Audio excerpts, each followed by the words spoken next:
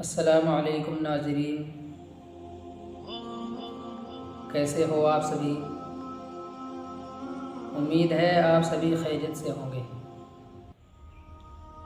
اور اللہ تعالیٰ سے دعا بھی یہی ہے کہ اللہ تعالیٰ سبھی کو خیر و عافیت کے ساتھ رکھے، اور جو بھی ہم سبھی کے درمیان کوئی پریشانیاں آئیں، کوئی مصیبتیں آئیں، کوئی دقتیں آئیں، تو اللہ تعالیٰ ان کو اپنے فضل و کرم سے سبھی بیماریوں سے، پریشانیوں سے، دقتوں سے ہم سبھی کو محفوظ رکھے۔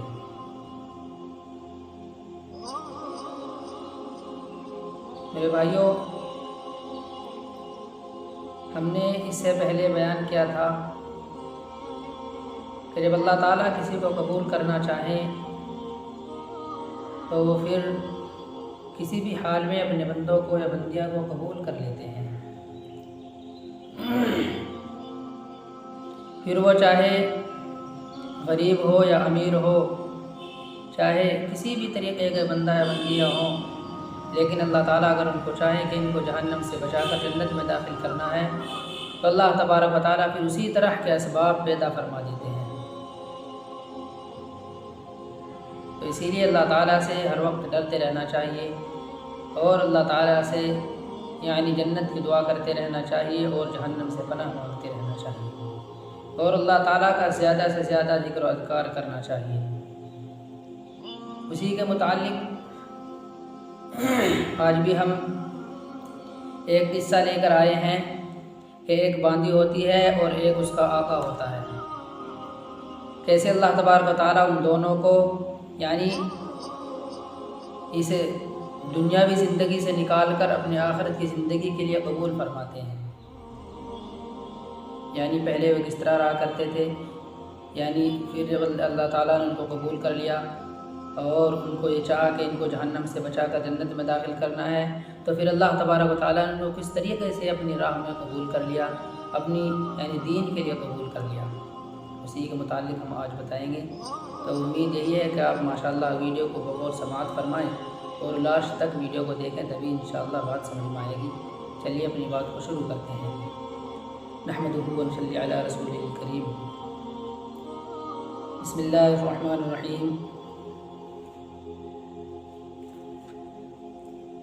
حضرت مالک بن دینار رحمۃ اللہ علیہ ایک مرتبہ بصرہ کی گلیوں میں جا رہے تھے۔ راستے میں ایک باندی ایسے جاہ و جلال کے ساتھ جا رہی تھی جیسا کہ بادشاہوں کی باندیاں ہوتی ہیں، بہت اترا کر چل رہی تھی، بہت اپنے آپ کو خوبصورت مان کر چل رہی تھی، اور سج دھج کر ایسے جا رہی تھی جیسے بادشاہوں کی باندیاں جاتی ہیں۔ حضرت مالک رحمۃ اللہ علیہ نے اس کو دیکھا تو آواز دے کر فرمایا کہ اے باندی، تجھے تیرا مالک فروخت کرتا ہے یا نہیں؟ مالک بن دینار رحمۃ اللہ علیہ نے اس باندی کو آواز دے کر کہا کہ تیرا مالک تجھ کو بیچتا ہے یا نہیں؟ وہ باندی اس فقرے کو سن کر حیران رہ گئی، کہنے لگی کیا کہا، پھر کہو۔ اس نے سوچا کہ عام انسان ہے اور میرا جاہ و جلال کچھ اور ہے، اور یہ مجھے خریدنے کی بات کرتا ہے، کیا میری قیمت یہ دے پائے گا یا نہیں؟ انہوں نے پھر ارشاد فرمایا، اس نے کہا اگر وہ فروخت بھی کرے تو کیا تجھ جیسا فقیر خرید سکتا ہے؟ باندی نے کہا کہ اگر میرا مالک مجھے بیچتا بھی ہوگا تو آپ نہیں خرید سکتے، آپ تو فقیر قسم کے انسان لگ رہے ہیں۔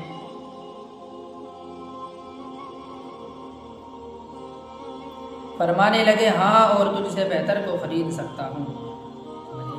جب اس باندی نے کہا کہ آپ مجھے خرید سکتے بھی ہو کیا، اگر میرا مالک مجھے فروخت بھی کرتا ہو تو آپ نہیں خرید سکتے؟ تو انہوں نے کہا نہیں، میں خرید سکتا ہوں، اور آپ سے بھی بہتر کو خرید سکتا ہوں۔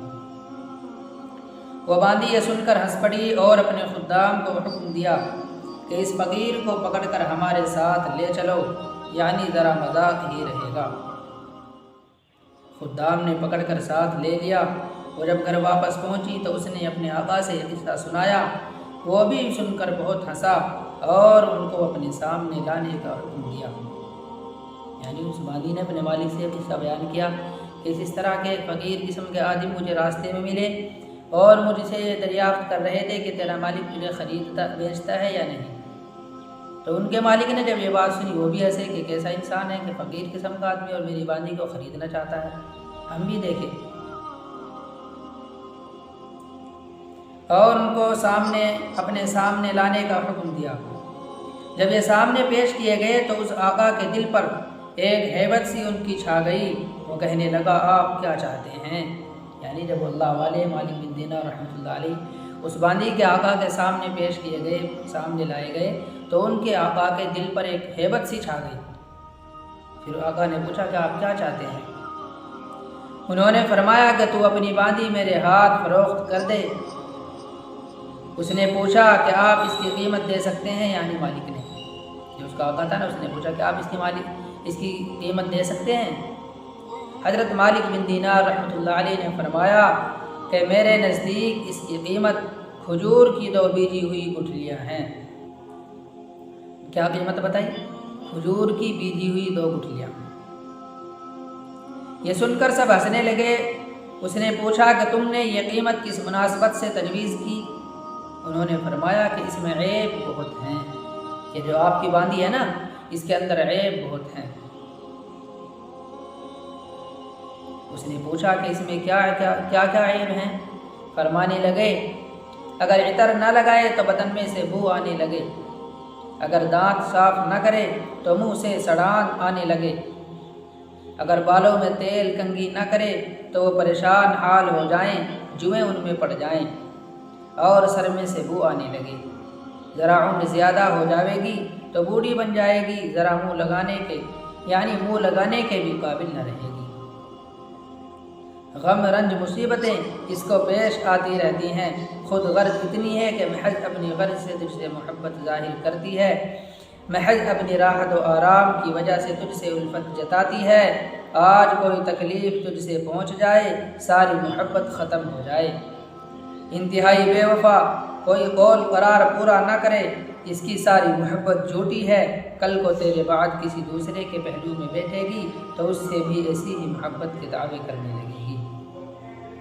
میرے پاس اس سے 1000 درجہ بہتر باندی ہے جو اس سے نہایت کم قیمت ہے، وہ کافور کے جوہر سے بنی ہوئی ہے، مشک اور زعفران کی ملاوٹ سے پیدا کی گئی ہے، اس پر موتی اور نور لپیٹا گیا ہے، اگر کھارے پانی میں اس کا آب دہن ڈال دیا جائے یعنی اس کا تھوک ڈال دیا جائے تو وہ میٹھا ہو جائے، اور وہ مردہ سے بات کرے تو وہ زندہ ہو جائے، اگر اس کی کلائی آفتاب کے سامنے کر دی جائے یعنی سورج کے سامنے کر دی جائے تو آفتاب بے نور ہو جائے، گہن ہو جائے، اگر وہ اندھیرے میں آ جائے تو سارا گھر روشن ہو جائے، چمک جائے، اگر وہ دنیا میں اپنی زیب و زینت کے ساتھ آ جائے تو سارا جہان معطر ہو جائے، چمک جائے۔ اس باندی نے مشک و زعفران کے باغوں میں پرورش پائی ہے، یاقوت اور مرجان کی ٹہنیوں میں کھیلی ہے، ہر طرح کی نعمتوں کے خیموں میں اس کا محل سرائے ہے، تسنیم جو جنت کی نہروں میں سے ایک نہر ہے، اس کا پانی پیتی ہے، کبھی وعدہ خلافی نہیں کرتی، اپنی محبت کو نہیں بدلتی، ہر جائی نہیں ہے۔ اب تم ہی بتاؤ کہ قیمت خرچ کرنے کے اعتبار سے کون سی باندی زیادہ موزوں ہے؟ سمجھے؟ یعنی اس آقا نے پوچھا تھا کہ میری باندی کے اندر کیا عیب ہیں، تو ان اللہ والوں نے، ان فقیر قسم آدمیوں نے، مالک بن دینار رحمۃ اللہ علیہ نے ان کے عیب گنا دیے کہ اگر سر میں تیل نہ لگائے تو اس میں سڑاند ہو جائے، جوئیں پیدا ہو جائیں، اور اگر عطر نہ لگائے تو بدن سے بو آنے لگے، بہت سارے وغیرہ وغیرہ انہوں نے عیب گنائے ہیں۔ پھر انہوں نے اپنی باندی کی کہ میرے پاس جو اس سے بہتر باندی ہے اس میں کیا ہے کہ وہ مشک و زعفران سے بنی ہوئی ہے، اس طرح کے فوائد انہوں نے یعنی گنائے کہ اگر وہ آفتاب کے سامنے اپنی کلائی کو کر دے تو آفتاب بے نور ہو جائے، اور اگر وہ اپنی زیب و زینت کے ساتھ اس دنیا کے اندر آ جائے تو پورا جہان معطر ہو جائے۔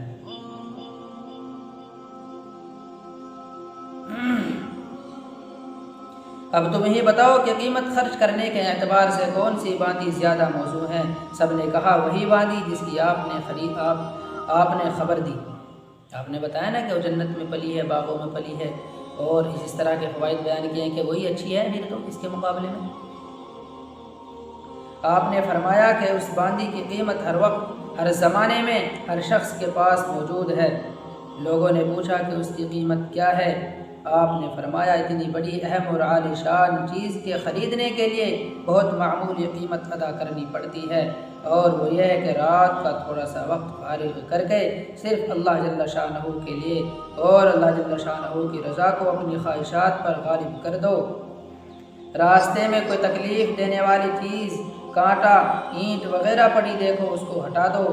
دنیا کی زندگی کو معمولی اخراجات کے ساتھ پورا کر دو، اور اپنا فکر و غم اس دھوکے کے گھر سے ہٹا کر ہمیشہ رہنے والے گھر کی طرف لگا دو۔ ان چیزوں پر اہتمام کرنے سے تم دنیا میں عزت کی زندگی گزارو گے، آخرت میں بے فکر اور اعزاز اکرام کے ساتھ پہنچو گے، اور جنتوں کا گھر ہے۔ بیٹھ کر کرو بولے نا کوئی بیٹھ کر کرو بچھنا ٹھاؤ بچھن پر بیٹھ کر کرو ویسے۔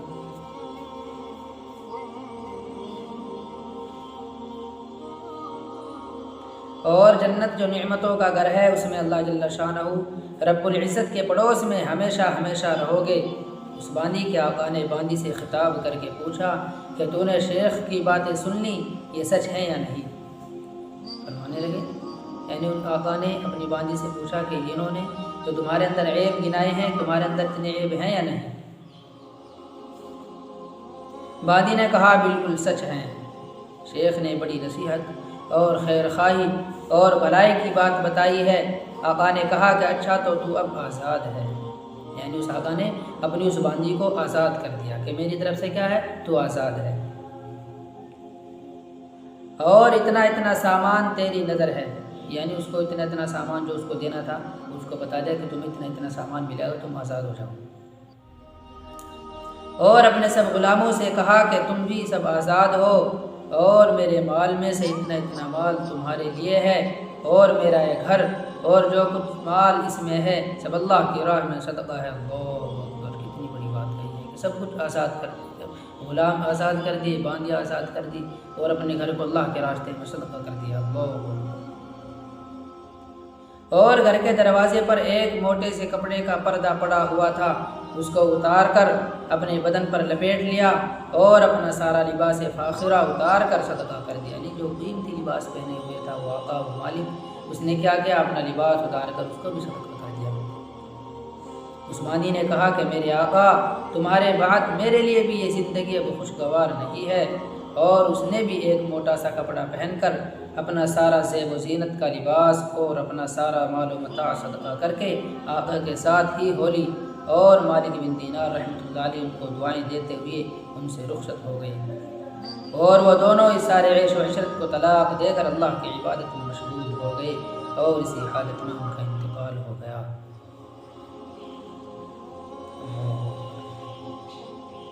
میرے بھائیو، یہ ہوتا ہے کسی اللہ والے کے پاس بیٹھنا، کسی اللہ والے کی دو باتیں سن لینا کہ کیسی زندگی گزر رہی تھی، نہ اللہ کا پتہ تھا نہ کسی چیز کا پتہ تھا، لیکن کیا ہوا، جب ان مالک بن دینار رحمۃ اللہ علیہ نے ان کو سمجھایا، ان کو بتایا کہ اللہ کے یہاں ایسی ایسی نعمتیں ملیں گی، مرنے کے بعد جنت میں ایسی ایسی نعمتیں ملیں گی، تو کیا کیا، اپنے سب غلام آزاد کر دیے، باندیاں آزاد کر دی، اپنا سارا مال و متاع صدقہ کر کے اللہ کے راستے میں ہو لیے۔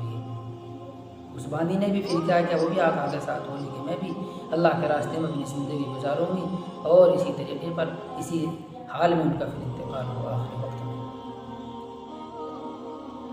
اللہ تعالیٰ کہنے سننے کے مطابق عمل کی توفیق عطا فرمائے، اور کہنے سننے سمجھنے میں جو بھی کوتاہی یا غلطی ہو گئی ہو اللہ اس کو بھی معاف فرمائے، اور ہم سب کو اپنی آخرت کی فکر کرنے والا بنائے، اپنی آخرت کی تیاری کرنے والا بنائے۔ وآخر دعوانا الحمد للہ رب العالمین۔